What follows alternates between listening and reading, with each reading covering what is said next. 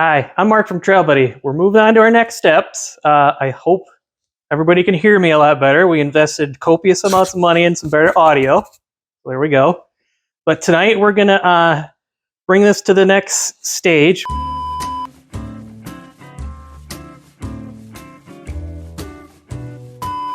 So we've got the bike flipped over and we found some rot.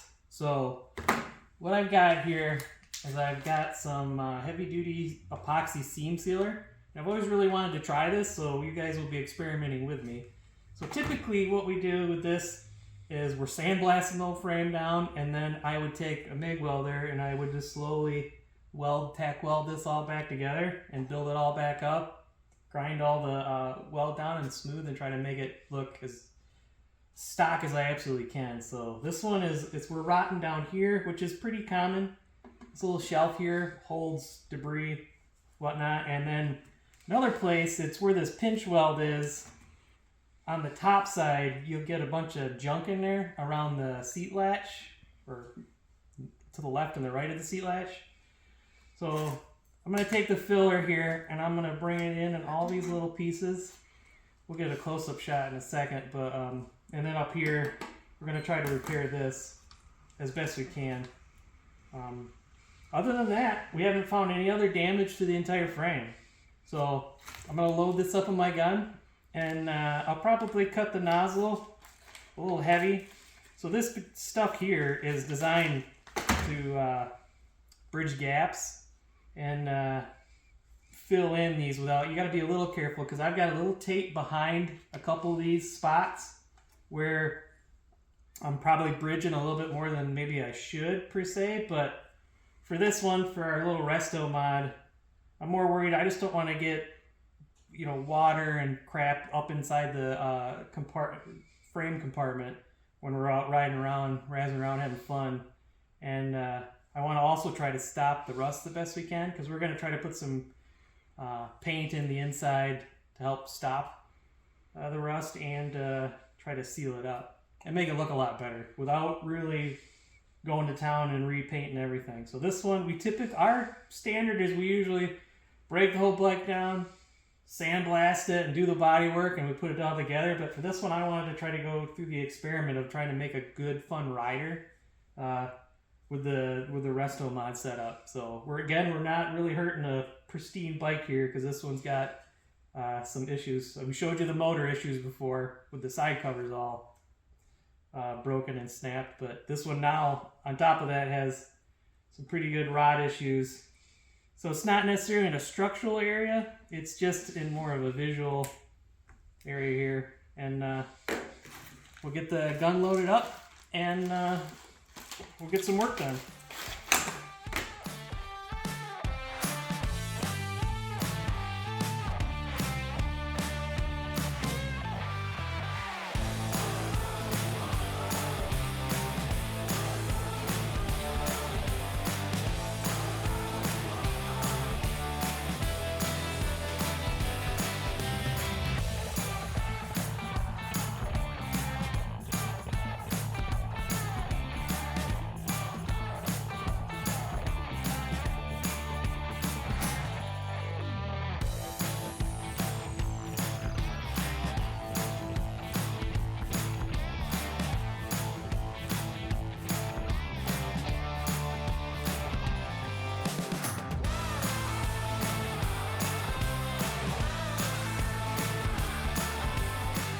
Just before before the material is ready to set up, got some rubber gloves on, and I just gently tried to fill it in and clean up the surface here a little bit.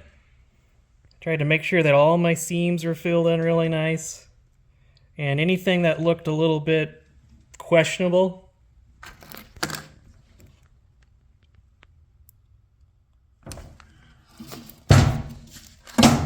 I've got the inside here where I did a lot of heavy seam sealer. And that's what this stuff is designed for, really, anyways, is filling gaps and seaming parts, body parts inside of a car.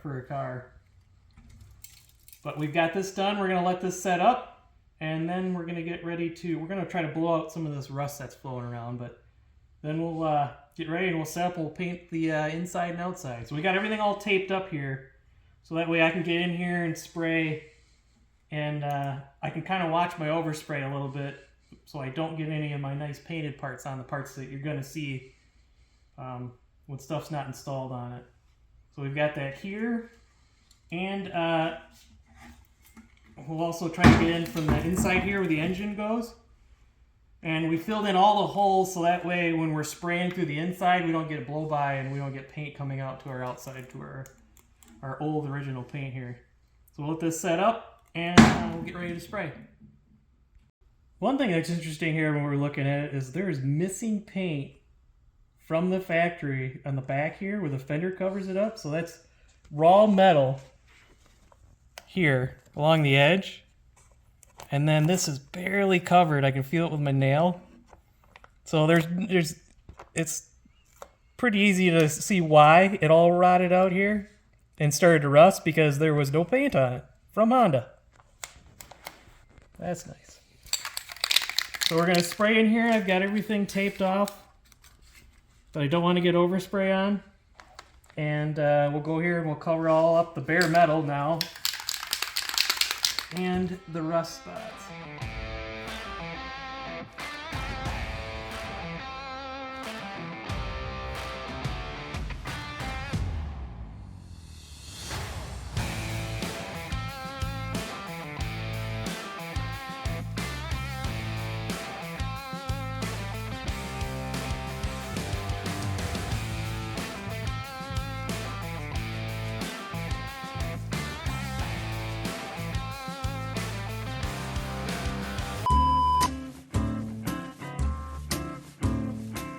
We're going to use their Buff-Lite buffing compound, and we're going to go over all of our body here. We're going to see how good we can clean it up. And we also got to do our parts and pieces by hand. We're going to do our tree assembly, our rear swing arm. And if you attempt to do this stuff yourself, what you really got to look out for when you're buffing and cutting is you don't want to stay in one spot too long.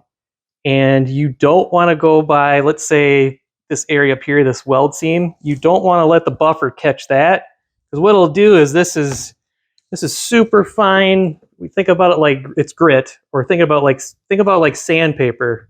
Sometimes it's easier to visualize. So if I were to be putting my hand over here with sandpaper and I start getting over to this edge, of course it's going to cut through the edge way quicker than anything else.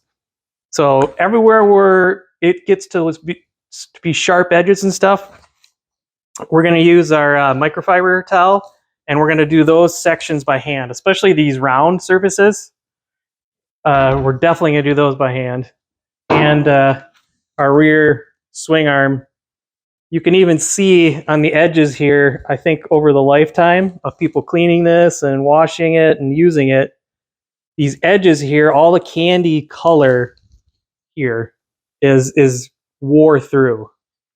So that's just from using the bike, but we'll get it set up and we'll start buffing and we'll clean it up. Another point to look out for is we're probably going to go over with some cleaner a little bit. We want to make sure that it's free from dirt and oil and grease. So what that will happen is that, let's say, for instance, up here, I got to clean this over here where the seat latch bracket went. There is a little bit from when we were power washing it, some sand and some grit.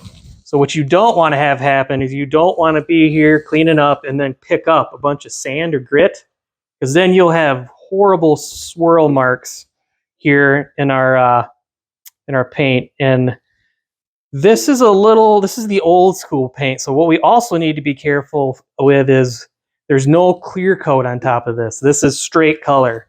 And you can usually tell that. I mean, all the old Honda bikes are like that. But you can kind of see how good the paint is by getting some lacquer thinner and finding a spot that's a little inconspicuous. Let's maybe like underneath the shock bracket. You can start wiping it with some lacquer thinner, and you can kind of give yourself an idea of how cured or how good the paint is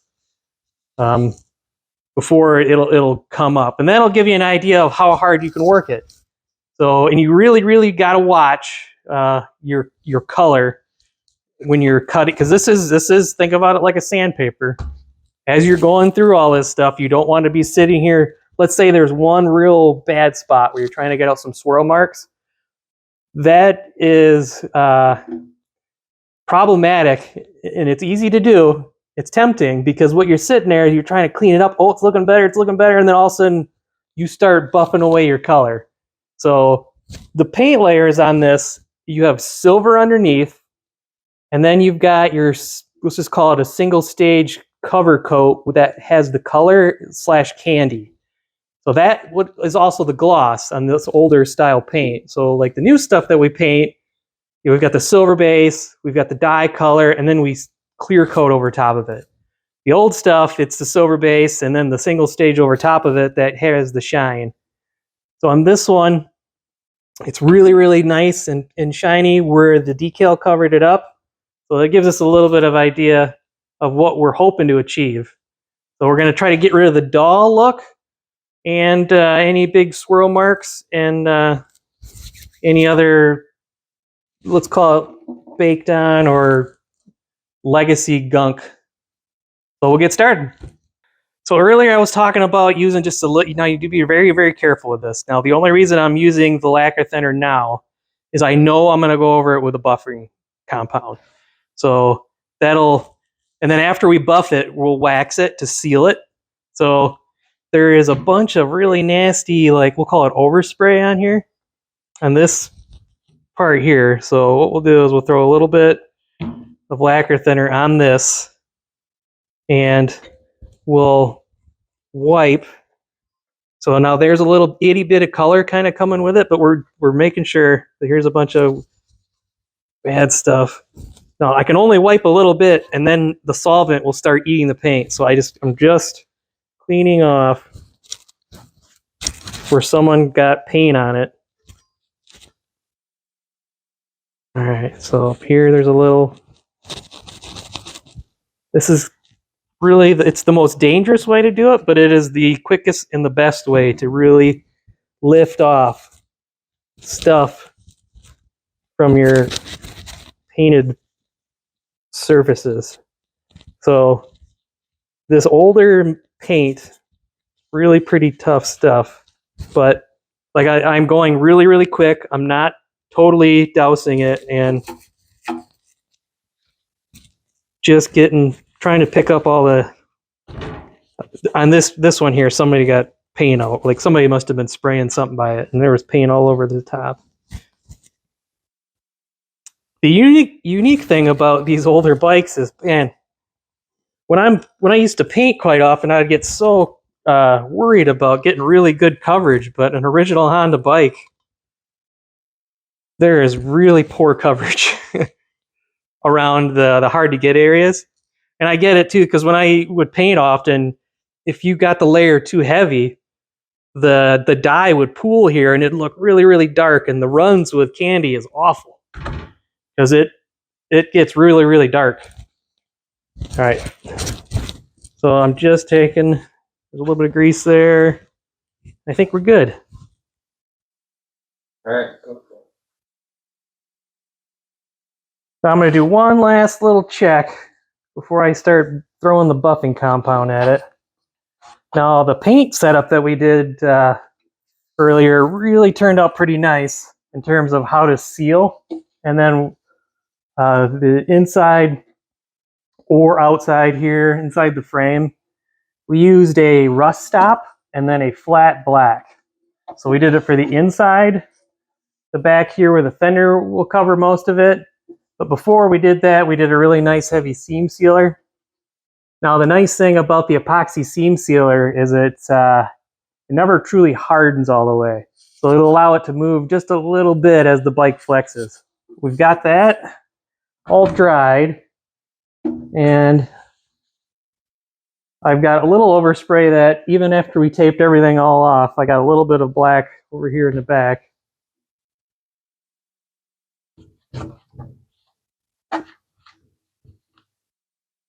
And the lacquer thinner will lift that up real nice. All right, so now we're ready to move on to the buffing. So like I said earlier, I'm going to concentrate here on the center, on the big pieces, like so. And I'm going to be real careful when I get around to any of my edges, because what you'll see is you'll see that cut the color off real quick. So got my little buffing wheel here. I've got it turned down quite a ways, and then I've got the light finishing buffing compound.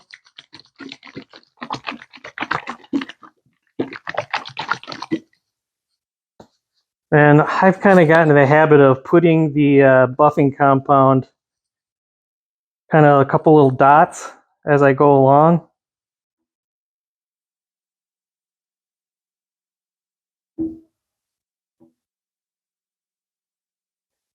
And I'll put some on my wheel. You can tell I was buffing a red bike earlier.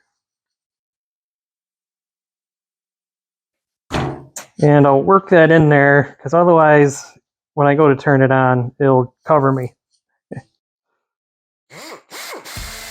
Like that.